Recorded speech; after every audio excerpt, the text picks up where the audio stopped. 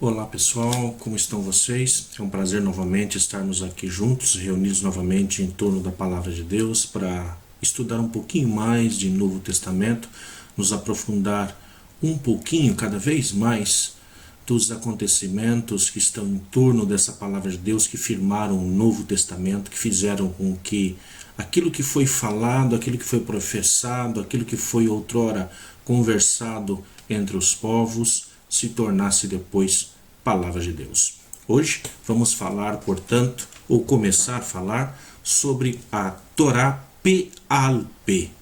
O que significa isso? Vamos estar falando sobre o Novo Testamento como Torá oral, P.A.L.P, boca a boca do hebraico. Então, para que possamos falar do Novo Testamento como Torá oral, é necessário que nós tenhamos uma visão clara do significado de Torá oral, de como defini-la em sua formação ao longo da história, para que nós possamos, assim, compreendê-la da forma mais central possível. Uma pergunta que nós poderíamos fazer é: quando se deu início à oralidade da palavra? Uma resposta óbvia é: certamente antes que a palavra tenha sido escrita, porque antes da palavra se tornar escrita, antes de palavra de Deus se tornar o livro, a Bíblia escrita, primeiro ela é oralmente transmitida. Assim é a evolução da palavra de Deus. E uma vez que temos o texto, a oralidade ela vai desenvolvendo o escrito e cria novamente a sua própria realidade oral sobre o texto. Então, primeiro se desenvolve oralmente, aquilo que oralmente é transmitido é escrito em um texto, e depois a reflexão sobre esse texto vai criando uma nova realidade oral sobre o próprio texto que passa ou continua assim sendo transmitido. Primeiramente, então, estamos falando da Torá antes mesmo de falarmos de seu aspecto escrito ou oral. Temos que descobrir o que é essa Torá. No sentido mais estreito e limitado, podemos dizer ou podemos falar que a Torá escrita, como o Pentateuco, e de maneira mais larga de escrituras. Então podemos chamar de Torá, primeiramente o Pentateuco, os 5 primeiros livros da Bíblia. E depois podemos chamar também de Torá, de uma forma mais alargada, mais abrangente, todos os livros da Bíblia, toda a Tanakh, toda a nossa Bíblia, tudo o que nós conhecemos como Palavra de Deus. Isso de uma forma mais extensa, mais expressiva. Porém, para ser mais preciso, quando falamos de Torá, estamos entendendo a palavra de Deus. Então, Torá enquanto palavra de Deus. Para a parte escrita, nós temos as escrituras. E por isso mesmo nós dizemos escritos, ou ktuvins do hebraico, aquilo que está escrito. Mas a dinâmica da transmissão dessa palavra, a sua interpretação e a sua atualização, são também entendidos como Torá. E nesse caso, é Torá oral, aquilo que é oralmente transmitido. É importante ressaltar que para a tradição judaica, a palavra de Deus, ela é una. Não existe 2 palavras de Deus, existe uma só palavra de Deus. Mas essa palavra de Deus, ela se manifesta de 2 maneiras ou de 2 formas diferentes e que tem a mesma importância e o mesmo valor. Portanto, eu tenho a Torá oral e a Torá escrita. A transmissão oral em relação às escrituras é parte integral do que está escrito. Não é uma repetição. As 2 são uma só. A palavra de Deus segue as 2 formas, portanto, a forma escrita e a forma oral. Como entender isso melhor? Lá no Salmo 62, no versículo 12, nós lemos escrito assim: Ahat dibar Adonai, shtain zo shamati. Ou seja, o que ele está dizendo com isso? Uma única vez falou o Senhor Deus. 2 eu escutei. Então a mesma palavra que é transmitida por Deus, que é falada por Deus uma única vez, nós escutamos de 2 formas. Ou seja, nós temos a Torá oral, aquela que é escutada, aquela que é escrita, a Torá escrita. Assim, do ponto de vista de quem a recebe, falando nesse sentido, então, o povo que recebe a palavra de Deus, não há palavra de Deus em uma única realidade. Ela se manifesta na forma escrita e na forma oral. Portanto, uma dupla realidade que se completa. A palavra é escrita e é oral também. Como se fossem, podemos dizer, a matéria e o espírito, mas uma forma indivisível. Estão juntas, intrinsecamente ligadas. Não dá para se separar. Nós temos, portanto, as duas Torás que formam uma única Torá, uma única palavra de Deus, escrita e falada. Vamos dar uma olhada em alguns textos que são fundadores dessa realidade, dessa forma de pensar e que representam a primeira fase da Escritura. Vamos dar uma primeira olhada lá no livro de Deuteronômio, capítulo 6, versículo 6. Então, pego a vocês, peço que peguem a Bíblia de vocês, abram e vamos dar uma lidinha rápida lá. Vamos pegar o versículo 6 e o versículo 7 de Deuteronômio 6. E vai dizer assim: que estas palavras que hoje te ordeno estejam em teu coração. Tu as inculcarás aos teus filhos, e delas falarás sentado em tua casa e andando em teu caminho, deitado e de pé. Vejam só, aqui nós temos dois verbos que nos trazem diretamente o que nós precisamos fazer. É o verbo ensinar, ensinarás, e falar, falarás. Já temos nessa apresentação a dinâmica da palavra de Deus. Ela é composta com conteúdo, mas a maneira de estar presente não é por escrito, e sim através do ensinamento e pelas palavras. Por isso, falarás, falar. Não está reduzida apenas a uma repetição, mas trabalhar todo o significado que não está em sua oralidade. Temos que trabalhar essa palavra, portanto. Quando está deitado, quando está em pé, quando está andando, significa dizer que nós não vamos estar com o livro na mão, mas essa palavra oral que tem que ser meditada. Por isso, se poderia dizer que sem a oralidade o texto não vive. Ele não é capaz de dizer o que é. A oralidade faz o texto existir. Portanto, para que eu possa ter o texto que chega até a minha mão, as palavras escritas que chegam até a minha mão, primeiro eu tenho que ter essa oralidade, eu tenho que ter o texto que me fala. Vamos dar uma olhada num outro texto, pegando aí na Bíblia de vocês. Vamos pegar Josué, lá no capítulo 1, versículo 8. E vai nos dizer assim: que o livro desta lei esteja sempre nos teus lábios. Medita nele dia e noite, para que tenhas o cuidado de agir de acordo com tudo que está escrito nele. Então vejam, novamente, a lei, a palavra, que tenham isso na sua boca. Então, o relato não fala de uma realidade física de um texto, de um livro, mas como se o livro fosse algo móvel. Estar sempre na boca, não precisar ter que pegar o livro para dizer. É mais que um livro. Praticamente não há necessidade de um livro, mas de uma tradição. O livro físico é uma pequena referência. Esta mesma maneira simbólica de falar da palavra de Deus deve ocupar a vida dia e noite. Exatamente por isso que vai se dizer que o homem tem que se ocupar da palavra de Deus 24 horas por dia, dia e noite, meditar sobre essa palavra. A palavra é a referência completa e total para o existir humano. É através da palavra que o ser humano passa a existir. Peguemos um outro texto também para refletirmos sobre a centralidade da palavra de Deus. Peguem aí na Bíblia de vocês o Salmo 1. Vamos pegar os versículos 1 e 2 para refletirmos. E ele vai nos dizer assim: feliz o homem que não vai ao conselho dos ímpios, Não para no caminho dos pecadores, nem se assenta na roda dos zombadores. Pelo contrário, seu prazer está na lei do Senhor, e medita sua lei dia e noite.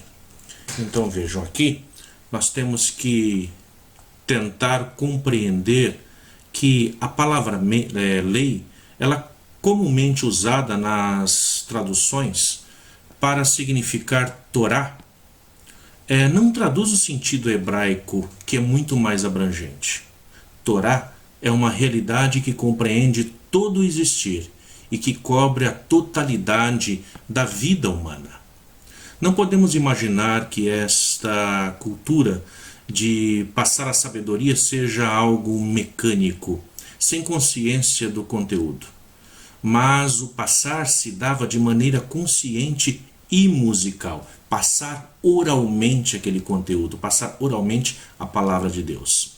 Era a sabedoria que direcionava toda a vida de cada indivíduo e de toda a comunidade. Isso não se faz de qualquer forma.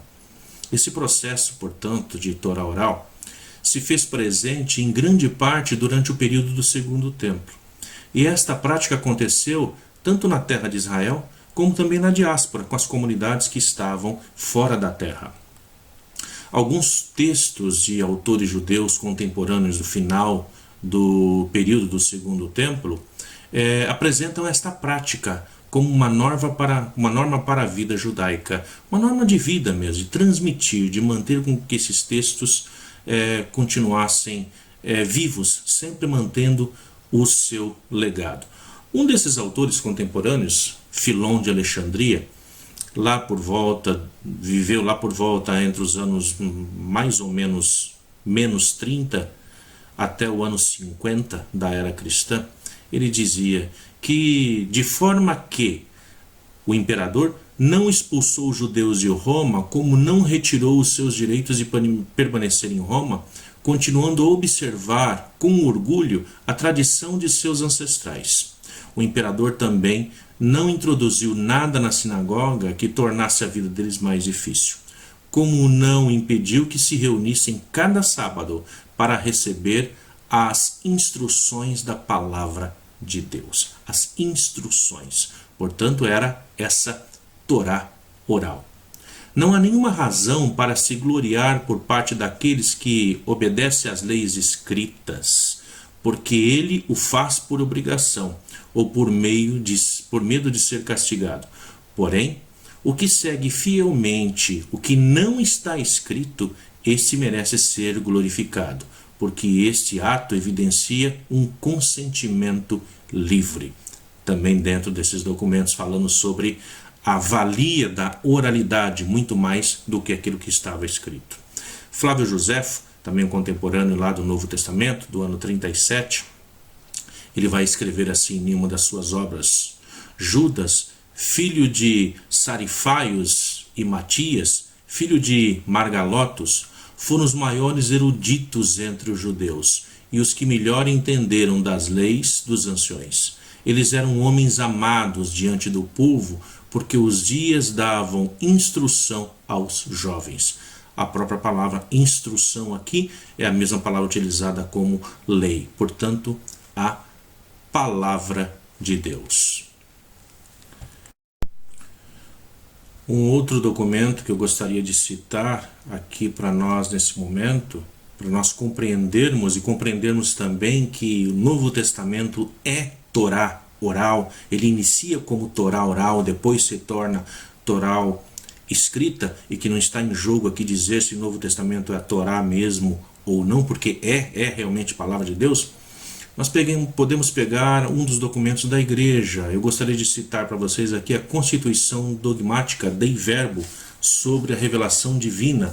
Esse documento que foi escrito em 18 de novembro de 1965 e que está aqui na minha mão. Eu peço permissão agora para ler um trechinho para nós podermos compreender isso, e vai nos dizer assim: há uma afirmação já evidenciada no Concílio Vaticano II e que nem sempre a tomamos em conta.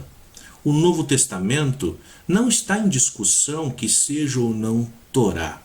Ele é a palavra de Deus, revelada para nós cristãos.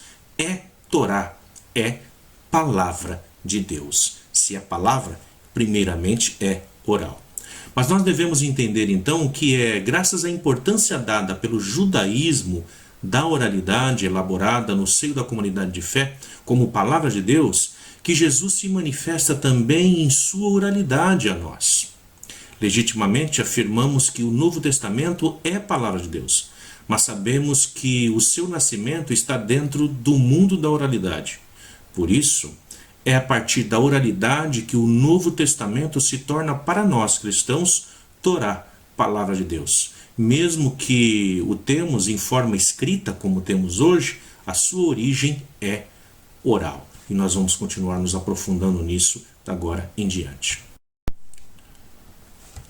E ao nos aprofundarmos então, convido vocês a pegarem aí a Bíblia de vocês novamente. Vamos ao Novo Testamento, vamos dar uma olhada em João, aproveitando essa oitava da Páscoa. Vamos dar uma olhada lá no final, no capítulo 21 de João. Vamos ver os versículos. Vamos ver o versículo 25, o versículo final. E nesse versículo final vai dizer assim: há, porém, muitas outras coisas que Jesus fez. Se fossem escritas uma por uma, creio que o mundo não poderia conter os livros que se escreveriam. O que nós estamos tentando dizer com isso é que a Torá escrita, aquilo que chegou até a nossa mão, é apenas uma pequena parte do que vem se tornar o texto escrito. Uma grande parte da vida e dos ensinamentos de Jesus, ele continuou na Torá oral, ele permaneceu na Torá oral. O Novo Testamento se encontra no mundo da oralidade, e somente nesse contexto ele pode ser entendido, e seu estudo supõe, portanto, a oralidade, tudo aquilo que acontecia na oralidade. Não foi tudo o que se falava sobre Jesus que foi escrito. Uma pequena parte, podemos dizer, um resumo foi escrito. Ou podemos dizer, alguns resumos, tendo em vista que cada um que escreve sobre Jesus a partir da sua visão e a partir e para a sua própria comunidade. Portanto, se partirmos somente dos escritos do Novo Testamento, estamos muito longe de seu sentido primeiro e certamente distantes também de seu sentido verdadeiro, de conseguirmos compreender tudo que o Novo Testamento nos traz como oralidade. O Novo Testamento ele é feito dentro da oralidade e formando também uma harizá. O que é a harizá? É uma ligação entre todos os textos, entre eles. Uma harizá é como se fosse um colar de pérolas, onde dentro da oralidade ele vai se apoiar em várias passagens das Escrituras, daquilo que outrora já havia sido escrito, para poder se explicar como Novo Testamento. Daí a importância de nós continuarmos entendendo e pesquisando dentro da Torá oral. Porque essa Torá oral é o que nos dá elementos, muitas vezes, que nos falta para compreender a Torá escrita. Como muitos pais da igreja assim já o anunciavam lá na primeira era cristã. E nesse sentido eu quero citar um deles agora, que é Papias.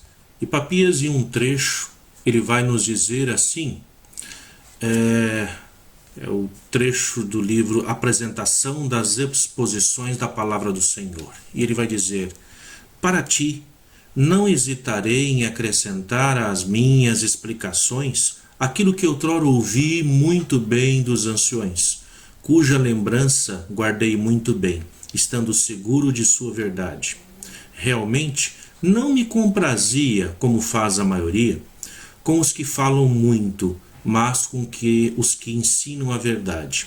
Também não me comprazia com os que recordam mandamentos alheios, mas com os que recordam os mandamentos dados pelo Senhor à fé, nascidos da própria verdade. Se por acaso acontecia de chegar a algum dos que tinham seguido os anciões, eu me informava sobre a palavra dos presbíteros, isso é, os que tinham dito André, Pedro, Felipe, Tomé, Tiago, João, Mateus ou outros discípulos do Senhor. E também o que falam Aristão e João, o presbítero, discípulo do Senhor.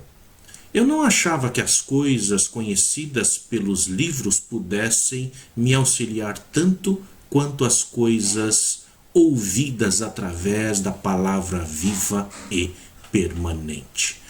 Então vejam só, aqui Papias, ele mesmo dizendo que preferia ouvir daqueles que foram testemunhas oculares as histórias sobre o Senhor, sobre Jesus e de como nele completa-se as escrituras sagradas, do que simplesmente ficar olhando para os livros que falavam, ou melhor, os livros que eram escritos sobre Jesus. Então, nesse sentido, nós temos o que nós falamos de Torá oral. É aquilo que era transmitido oralmente, que os próprios pais da igreja utilizavam esses recursos, mas que hoje para nós está tão distante da nossa vida. Porque hoje nós ficamos com as escrituras, que é palavra de Deus, são palavras de Deus, mas nós não temos mais a oralidade que se perdeu com o tempo. A falta dessa oralidade dificulta-nos muitas vezes o entendimento daquilo que nós temos em nossas mãos, que é a palavra de Deus. Uma forma de conseguir recuperar isso é realmente voltarmos aos pais da igreja para podermos descobrir como é que eles faziam a interpretação daquilo que está escrito, da escritura sagrada. Muito bem. Por hoje ficamos por aqui. Falamos um pouquinho então sobre a oralidade da palavra, a Torá P.A.L.P., a palavra de Deus, que antes de ser escrita, ela é palavra, e por ser palavra, ela tem que ser dita, proclamada, é aquilo que chega aos nossos ouvidos, para que depois pudesse ser colocada por escrito. E ao ser colocada por escrito, como todos já conheciam dessa palavra, precisava-se de um resumo para que todos lembrassem do que Deus nos dizia. Hoje, muitas vezes estamos distante daquilo que Deus nos disse. Ficamos somente com aquilo que temos por escrito.